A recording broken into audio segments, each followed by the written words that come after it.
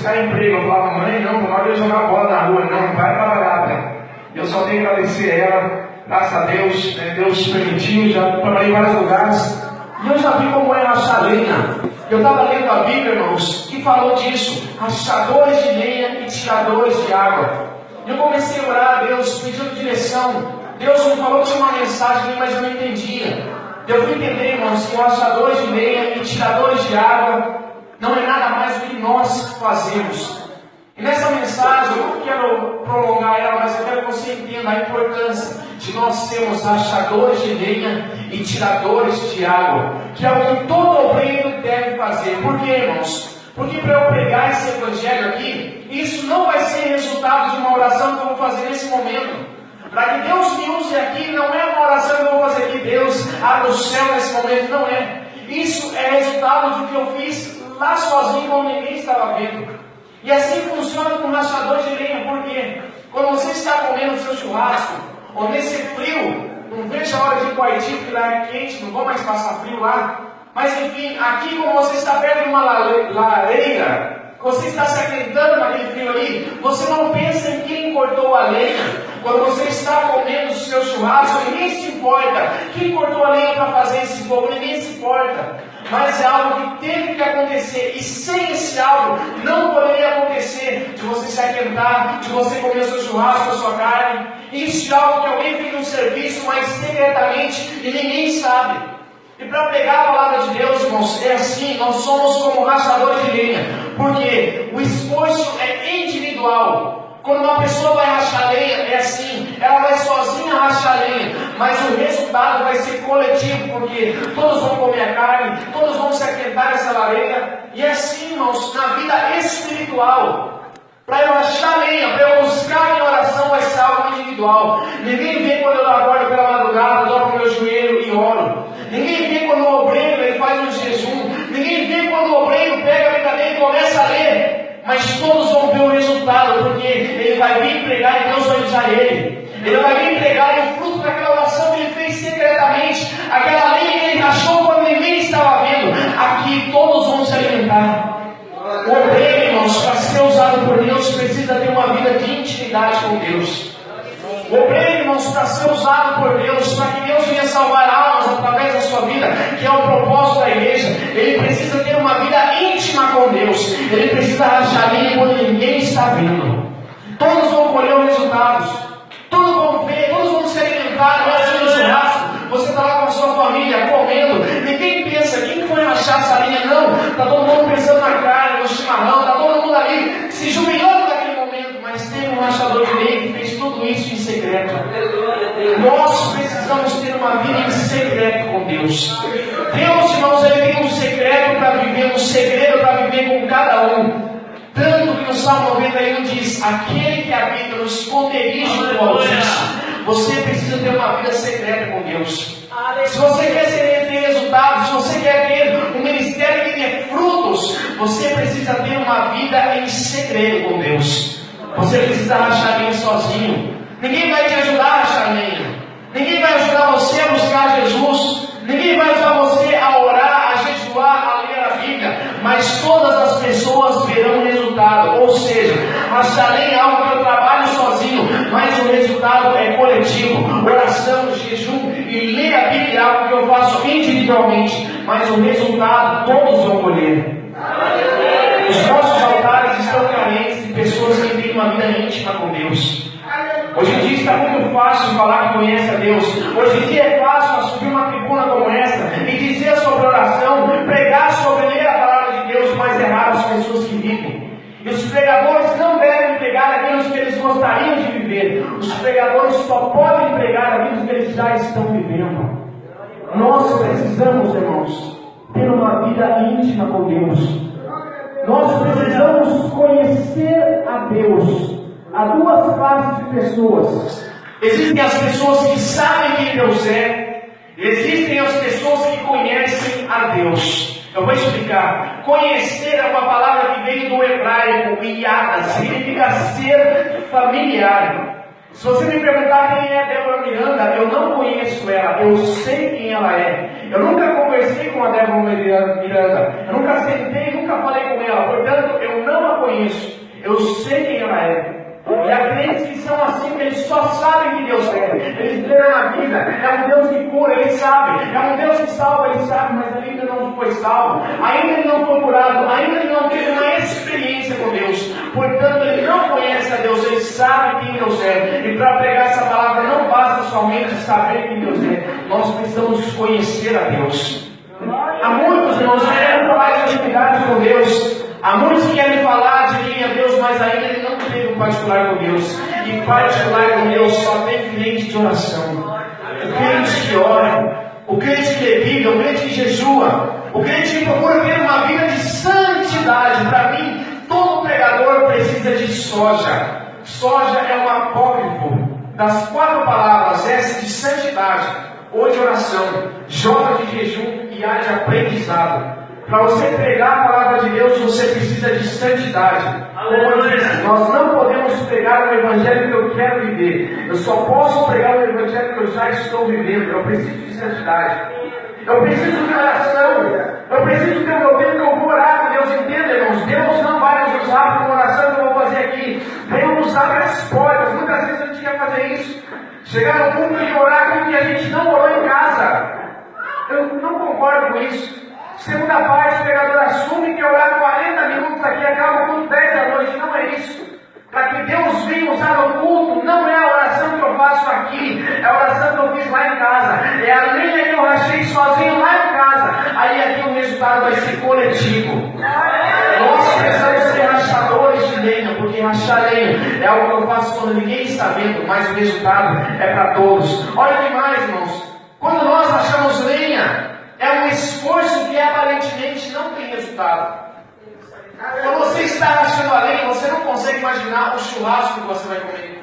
Você não consegue imaginar como vai ser a lareira que você vai colocar o fogo ali e vai se esquentar nela. Você não consegue imaginar isso. Aparentemente é um esforço sem resultado. Oração é algo assim, irmãos. Oração não é algo que dá um resultado amanhã. Não pense, amanhã é sábado. Não, amanhã eu estou perdido. Amanhã é segunda. Amanhã eu vou pegar um culto doméstico. Oração não é algo que eu vou me acabar orando hoje e amanhã verá o resultado. Não. Oração é algo de anos. É anos que nós vamos orando. Muitas vezes nós queremos que o nosso ministério dê resultado do dia para a noite. Não é assim, não funciona assim. Se você for ler a Bíblia, Jesus se preparou 30 anos para o seu ministério. João Batista se preparou cerca de 30 anos. E ele pegou de 6 meses a 1 ano de teólogos. E nós muitas vezes queremos resultados imediatos. Nós achamos que a vida espiritual é como um micro-ondas. Se você coloca o que você quer lá dentro, programa e na hora vai dar pronto. Não é assim, irmãos. É algo de anos. Como rachar lenha. Você está fazendo o seu esforço, rachando a lenha e você não consegue imaginar o resultado. Você não consegue idealizar o resultado que você está fazendo. Mas é algo que você está colhendo. É algo que precisa passar por esse processo. Nós, para pregarmos a palavra de Deus, nós precisamos orar. Nós precisamos ter uma vida íntima com Deus. Quando você está achando bem, você não consegue imaginar qual é o resultado daquilo. Quando nós estamos orando, irmãos, parece que não dá resultado. Não é assim. Não é oração boa, não é essa que a dizem. Pensei, eu vi anjo, vi não sei o que voando, cavalo de fogo. Eu nunca vi isso. Nunca vi isso. As orações que Deus mais se agrada é que nós não temos palavras para orar. Na Guatemala, dias que eu estava em prova, minha mãe está aí, mas eu vou contar. Ela vai ficar mais triste ainda, vai ficar desesperada por partir, mas eu faço prova. Você pensa que a minha vida é só mar de rosa, está enganado. Eu faço prova, muitas. E quantas vezes na Guatemala, que eu não tinha força para orar, não tinha. E eu ia deitar para dormir e eu não tinha sono. Eu ligava uma musiquinha atrás de mim no quarto e começava a chorar.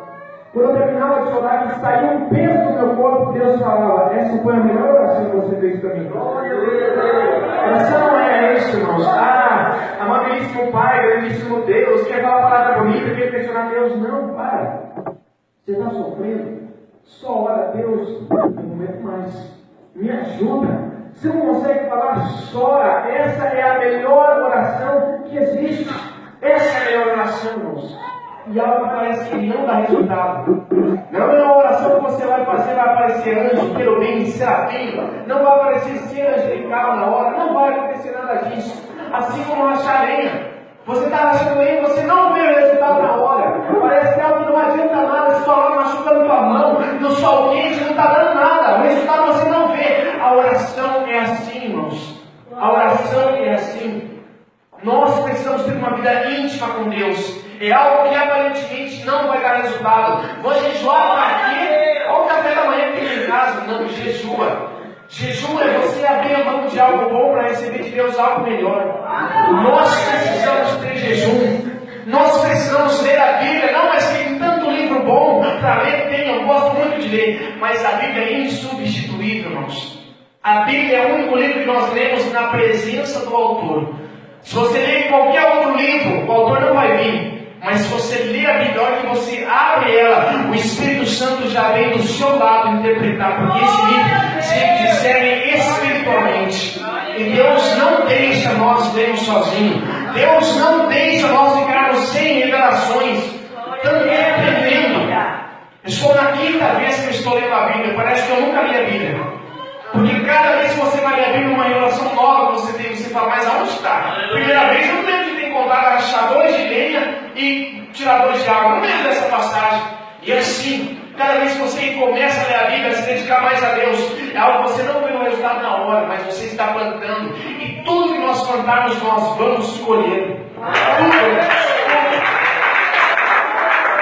vezes nós não vamos colher aqui. Muitas vezes nós não vamos colher aqui nessa terra.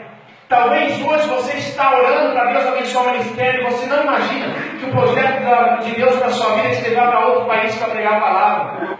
E a sua oração que você está fazendo aqui, além que você está achando aqui, vai dar resultado lá fora. As pessoas vão se alimentar pela lei que você achou aqui. Na Bíblia está escrito em Eclesiastes: lança o teu pão sobre as águas e depois de muitos dias o acharás. Glória a Deus. Que a mesma tradução para pão e semente no hebraico que foi escrita essa passagem é a mesma. Está dizendo dessa maneira porque naquele tempo da Bíblia eles lançavam a semente sobre o rio Nilo, e quando o rio Nilo inundava, as sementes se espalhavam. Depois que o Nilo abaixava, a semente que tinha jogado aqui já estava lá longe e ia germinar e dar frutos lá. A oração é assim. Nós lançamos a semente aqui, nós oramos aqui, nós achamos lenha aqui, mas o resultado vai dar em lugares que você ainda não imagina. Você não sabe, você está orando para Deus te livrar aqui, Deus já está te livrando de outro país que você vai ir, da outra cidade que você vai pregar, da outra congregação que você vai pregar a palavra. Deus já está trabalhando lá, porque você está achando lenha aqui. Nós temos, irmãos, que ter essa vida íntima com Deus. Porque, olha, irmãos, as pessoas pensam no resultado e esquecem que alguém cortou lenha. É assim. Ninguém inveja quem está cortando lenha. Ninguém. Ninguém pensa lá no churrasco. Não, quem está cortando lenha? Ninguém pensa nisso. Mas todo mundo se alegra com a carne. É assim, irmãos. Muitas pessoas querem chegar aonde os outros chegam, mas as pessoas desistem quando sabem o preço que pagaram para chegar até lá. Muitas pessoas querem o churrasco, querem a lareira, mas não querem rachar a lenha para chegar até lá. Sem rachar a lenha não tem churrasco, não tem lareira. Tem coisas, irmãos, que nós não queremos viver, mas são coisas indispensáveis para que aconteça na nossa vida. Tem prova que nós temos que passar. Nós temos. Davi podia dizer, mas Deus, para que eu vou matar urso? Para que eu vou matar leão? Deus estava dizendo a Davi, porque tem um gigante lá na frente. Mas se você não matar o urso, se você não matar o leão, você não vai saber como matar o gigante. Assim é, irmãos. A lenha ninguém pensa na lenha. O povo só quer o churrasco. Quantos crentes, irmãos, que querem ser usados por Deus, mas não querem pagar preço? As pessoas querem ter milagres, mas não querem oração para que os milagres aconteçam. O único lugar onde milagre vem antes de oração é no dicionário. Fora disso, você vai ter que orar. Fora disso, para ser usado por Deus, para ser uma pessoa diferente, para ter uma unção tremenda na sua vida, tem um preço a pagar. Tem um preço. E as pessoas não sabem o preço que se paga, por isso que muitos não valorizam. Por isso que muitos criticam, não, esse pastor lá em cima, esse rapaz que pregou o evangelho não podia estar lá. Mas ninguém sabe o preço que você pagou. Por isso, não baixe a cabeça as pessoas criticar você. Não baixe a cabeça. Pode falar o que quiser. Se você pagou o preço, faça. É Deus quem está permitindo. Não dê ouvidos a críticas, irmãos. Para com isso. Críticas construtivas, sim, mas hoje em dia 90% das críticas são inveja. É pessoas que não querem pagar o preço que você pagou, mas querem colher os resultados que você está colhendo. As pessoas hoje em dia invejam as nossas medalhas. Elas veem a nossa medalha no nosso peito e dizem: eu quero uma medalha igual a dele.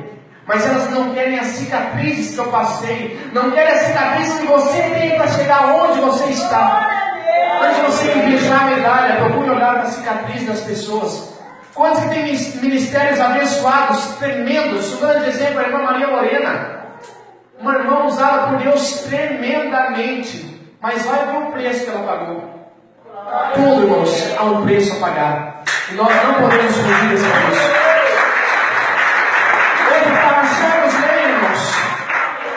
Para racharmos lenha, nós precisamos afiar o machado. Conta-se a história que houve uma competição na Noruega entre um homem e um jovem.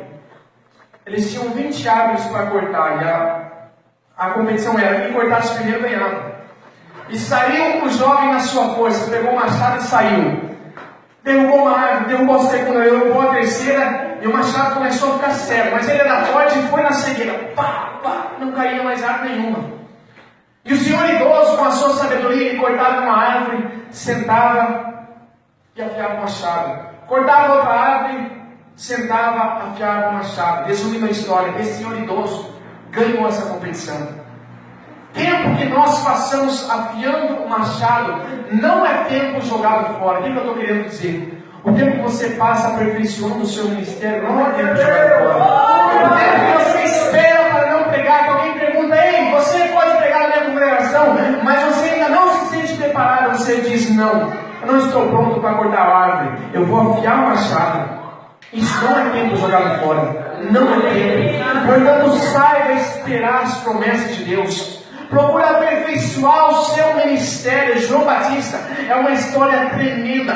Foi um homem que 30 anos não há aparição dele pregando nada. Mas quando ele foi pregar, ele fez em 6 meses, que pessoas demoram 40 anos, porque o machado estava afiado. Ele estava preparado. Portanto, gaste tempo se preparando. Invista tempo para preparar o seu ministério. Invista tempo em oração. Invista tempo lendo a Bíblia. Invista tempo buscando conhecer a Deus. Às vezes nós podemos dizer: mas você tem 2 anos de igreja e ainda não prega. Você vai dizer: pera, eu estou afiando o machado. Quando eu começar a cortar lenha, você vai ver o estrago que vai ser. É melhor, irmãos, é muito melhor você ser um machado afiado na mão de Deus do que um cego. O machado cego, ele dura 10 anos, mas não faz nada. O machado afiado pode durar 1 mês, mas o que ele faz em 1 mês, o machado que é cego nunca vai fazer. Nós temos que nos dedicar para Deus. Nós temos que ser dessa maneira, procurar aperfeiçoar o nosso ministério, ou seja, afiar o machado. Procure afiar o machado, irmãos. Vamos lá ao próximo. A Bíblia diz dessa maneira: o machado, irmãos, primeiro, ele deve estar preso no cabo. A Bíblia diz que Jesus, ele é a cabeça. Quem aqui já cortou lenha e escapou o machado do cabo? Quem já fez isso? Você vai lá e escapa o machado, meu Deus, se tem alguém atrás, já é um risco para a pessoa. Por quê? Porque o cabo não está bem preso na cabeça, que é o machado. Nós, agora nessa comparação, nós somos como esse cabo. Se nós não estamos bem fixos na cabeça, nós não vamos fazer nada, é um perigo. Assim são as pessoas que são o corpo de Cristo, mas querem viver sem a cabeça que é Jesus. Assim são essas pessoas. Quantas pessoas que querem o seu ministério, querem fazer a obra de Deus, mas elas não estão presas à cabeça que é Jesus. A Bíblia diz que Jesus, ele é a videira e nós somos os ramos. E se nós não estamos juntos com Jesus, nós não podemos fazer nada. Você pode ter todo o conhecimento de teologia, você pode conhecer de homilética, hermenêutica, escatologia, martiologia, tudo. Mas se você não está preso à cabeça que é Jesus, você não vai ter resultado nenhum. Na primeira machadada vai escapar a cabeça. Jesus vai dizer: não, você está indo sozinho, você está indo por conta, eu não estou com você. Tudo que você faz, obreiro, tudo que você faz, minha irmã, tudo que nós fazemos, só fazemos porque nós temos a cabeça que é Jesus. Porque Jesus, ele é a videira e nós estamos nele, mas se nós não estamos em Jesus, não vamos dar fruto. Pode tentar se promover, pode tentar fazer o que for, pode se convidar para pregar, não vai dar fruto, porque Jesus não é a cabeça. Olha, irmãos, que mais um machado diz dessa maneira também. também, pesquisando sobre o machado, todos aqui sabem o que eu vou falar. Quando você vai usar o machado, tem duas classes de ferpa que você vai lidar. Primeiro, as ferpas que entram na mão. Quem aqui já colocou ferpa no dedo? Você vai, pá, meu Deus, uma ferpa no dedo. Eu já tive ferpa vendendo carrinho de rolemã, essas coisas. Machado não. Mas entra uma ferpa no dedo. Essa é uma classe de ferpa. A outra ferpa é que entra nos olhos. Essa é perigosa. Por quê? A ferpa que entra na mão é fácil, você tira ela, não vai te causar dano nenhum. Mas a ferpa que entra no olho, ela pode te dar uma cegueira que vai durar o resto da vida. O que você quer dizer com isso, irmãos? A primeira ferpa que entra na mão é as provas que nós passamos para nos deixar mais fortes. Glória a Deus. Nós passamos por provas, irmãos, que não vão nos derrubar. Pelo contrário, vão nos deixar mais fortes. Mas há também aquela ferpa que entra no olho, que aí te deixa cego, acabou o teu ministério. Qual a diferença? Tem provas que nós vivemos, que é Deus quem permite. Tem ferpas que entram na nossa mão quando estamos usando o machado, que é Deus quem permite. São provas que vão nos fortalecer. Sabe por que Deus permite eu passar a prova de solidão, de chorar? Porque quando eu for pregar aqui hoje, eu vou falar disso, mas eu já vivi isso. É muito fácil eu pregar daquilo que eu não vivi. Olha, você que tem um marido aí que ele é bêbado, uma esposa que está te dando serviço, eu não sei o que é isso, eu nunca vivi isso. Mas se eu for pregar sobre solidão, angústia, se sentir abandonado, que Deus nem está olhando para mim, isso, sou mestre, faixa preta sobre isso. Isso eu posso pegar, isso é mais fácil para eu pegar, porque eu já vivi isso. São ferpas que entraram na minha mão na hora do erro, na hora eu não entendia, mas eu tirei a ferpa, cicatrizou a ferida, e eu levantava a mão e dizia, agora eu posso pegar sobre a ferpa, eu já tive a ferpa na minha mão. Agora outra classe de ferpa, irmãos, a ferpa que entra no olho, essa é perigosa, porque quando você está rachando meia, se sai uma ferpa e entra no teu olho, isso te deixa cego. Quais são as ferpas que estão entrando nos olhos dos obreiros que estão alejando o machado nos nossos dias? É a ferpa da falsidade. São teologias que estão sendo pregadas nos nossos altares que não é nada que Deus tem mandado. Quantos pregando, irmãos, aquilo que Deus não manda? Quantos pregando um evangelho legalista, um evangelho superficial, um evangelho que não tem transformação de vida? Estão cegos e já não tem mais cura. Tenta falar para uma pessoa orgulhosa que ela está errada, ela vai dizer, não, você está com inveja do meu ministério. A Bíblia diz, tenta corrigir um tolo, ele vai te odiar ainda mais. Quantas pessoas estão como cegas, pregando o evangelho que Jesus não mandou, fazendo aquilo que Deus nunca ordenou, estão como cegas. Nós não podemos deixar que a ferpa entre nos nossos olhos. Nós devemos trabalhar protegidos. Como que se protege da ferpa? No mundo espiritual é orando e lendo Bíblia. A Bíblia diz que muitos ventos de doutrina viriam e iam carregar muitos. Quando os obreiros que são como os crentes de Gálatas começam no espírito, mas terminam na carne, começam pregando a verdade, começam pregando salvação, mas começam a receber propostas, começam a se corromper com dinheiro, já começam a pregar prosperidade, coisa que Deus nunca mandou, já começam a pregar um evangelho que não traz mudança, que não é o evangelho da cruz. O evangelho de Jesus é um evangelho que diz que conhecereis a verdade vos libertará. É o evangelho que diz que se você quiser seguir, você vai negar a si mesmo, tomar a sua cruz e seguir. O evangelho de Jesus é um evangelho de diferenças, é um evangelho de transformação. Se você está em busca de uma religião que te deixe confortável, eu não te indicaria o cristianismo. Porque cristianismo, irmãos, é um evangelho doido. É um evangelho que você vai vir na presença de Deus pensando, eu estou certinho. Deus vai falar, está tudo errado, tem que transformar tudo. É um evangelho que quanto mais você conhece ao Deus que você serve, mais pecador você vai ver que você é. É tudo aos contrários, os outros não. Budismo, você medita mais, você é mais santo. Islamismo, você mata mais pessoas porque Deus gosta mais de você. Cristianismo, você conhece mais a Deus, mais você vê que você precisa dele. Mais você ora, mais você vê, eu sou pecador demais. Tem pessoas que nunca reconheceram o seu pecado porque nunca oraram.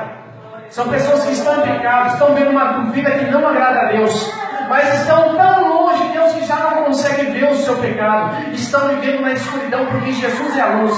E nós sabemos o que está errado quando nós nos aproximamos da luz. escuro não tem defeito. E assim, quantos vivendo como cegos, como se tivesse uma fepa no olho, não enxergam mais nada, viver em pecado, vir na igreja é a mesma coisa. Nós precisamos ver a diferença, irmãos. Vamos lá para o próximo. Agora a Bíblia diz dessa maneira: tiradores de água. Por que tiradores de água?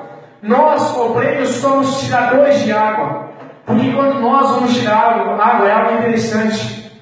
Você vai tirar água. Se você está com sede, você vai beber daquela água.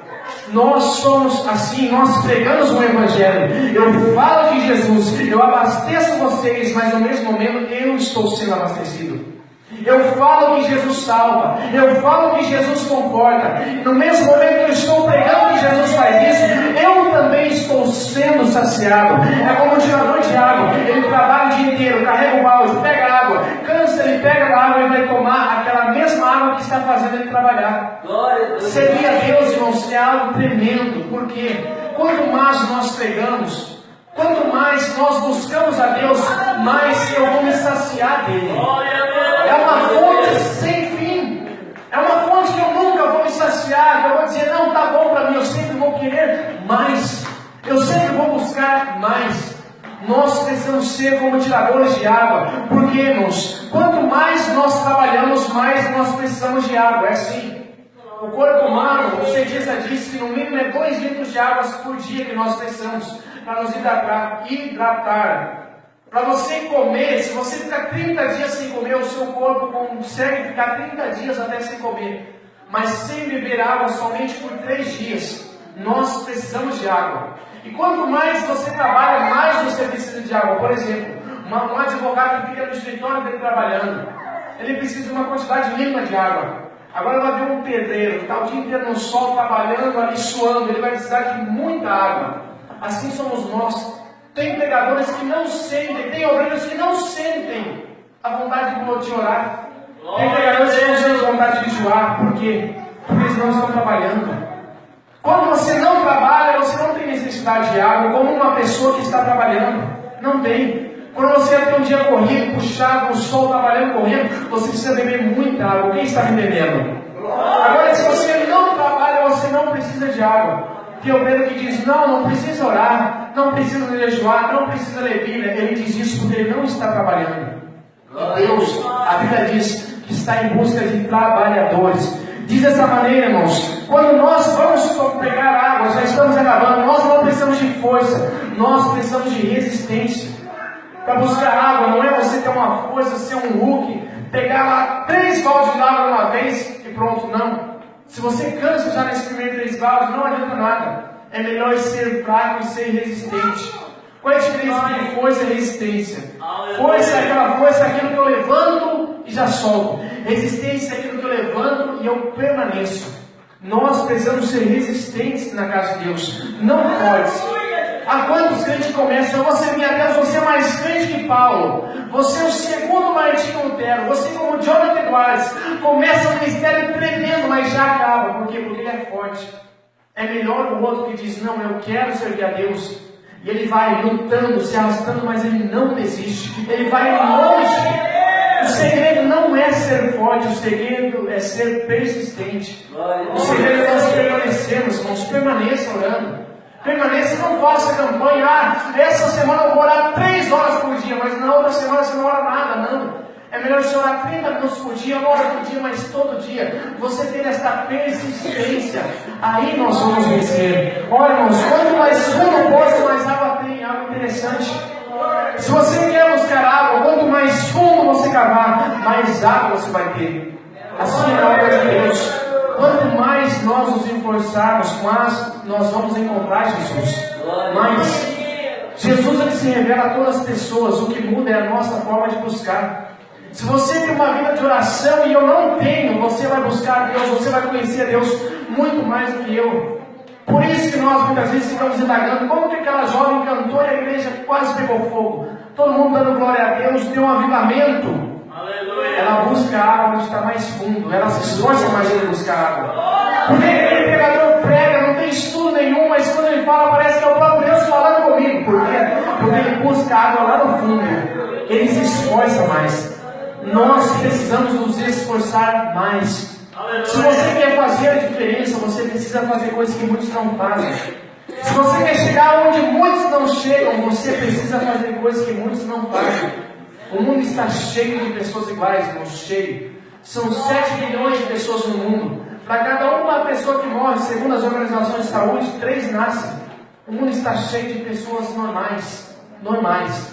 Deus está procurando pessoas extraordinárias. Se você quer fazer a diferença, você precisa fazer coisas que muitas pessoas não querem fazer. Se você quer chegar aonde muitos não chegam, você precisa fazer coisas que muitos não fazem. E a grande pergunta que Deus está perguntando para você hoje é: você quer ser mais um? Se você quer fazer a diferença, cave mais, busque mais, procure rachar mais lenha, onde ninguém vê, mas você está colhendo, você está plantando, mais tarde você vai colher. Procure buscar água de um poço, aonde você vai ter que se esforçar mais. Você vai se esforçar mais, mas você vai encontrar coisas que nunca ninguém encontrou. Deus está procurando pessoas para fazer diferença. Quem sabe você tem um chamado tão lindo na sua vida, mas você está no conforto. Você não quer sair da sua zona de conforto. Quem sabe você sabe que Deus tem algo tão grande para fazer através de você, mas você se esforça mesmo tanto que os outros se esforçam. Não é assim. Não é assim. Se você quer fazer diferença, faça algo mais por Deus. Busque mais que os outros. Seja diferente. Renuncie mais que os outros. E aí sim nós vamos conhecer mais a Deus. Amém? Quem entendeu a palavra? Levante a sua mão. Amém, irmãos? Então é isso. Vamos ser rachadores de lenha e tiradores de água. Rachar lenha onde ninguém vê, mas todos vão ver o resultado. Ninguém vai ver o tanto que você ora. Ninguém vai ver se hoje você colocar no seu coração esse desejo: não, eu quero fazer algo mais. Eu quero ter uma vida íntima com Deus, porque aí vai dar resultado. Ninguém vai ver você rachando lenha, mas todos vão ver o resultado. Quando as pessoas perguntarem o que você fez para chegar até aí, você vai dizer: eu racho lenha quando ninguém está vendo. Procure tirar água. Tirar água que você vai se saciar cada dia mais. E você não precisa ser forte. Você não precisa ter habilidades, você apenas precisa se dispor para Deus, dizendo, como eu falei: Deus, eu sou tudo errado, todo pecador, mas o que eu tenho mais importante para oferecer, eu ofereço a minha vida, é o meu tempo. E aí Deus vai fazer através de você coisas tremendas. Mas ore para isso, ore. O seu joelho leva você a lugares onde os teus pés jamais levariam. Amém? Se coloque em pé em nome de Jesus Cristo, em nome de Jesus. Vamos orar nesse momento.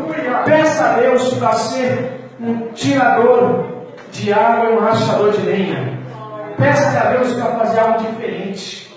Procure fazer a diferença onde você mora, onde você trabalha, onde você prega. Procure ser alguém diferente. De pessoas iguais, o mundo está cheio, mas Deus escolheu e capacitou você para fazer a diferença. Amém? Vamos fazer diferente. Eu quero convidar aqui na frente as pessoas que sabem que Deus tem um chamado na sua vida para você fazer a diferença. Pessoas que estão aqui, você não tem capacidade, você sabe disso. Eu também não tenho nenhuma capacidade, mas você sabe que a promessa que Deus tem na sua vida é para fazer algo grande. E hoje você quer falar com Deus: Deus, eu quero a partir de hoje me entregar a você.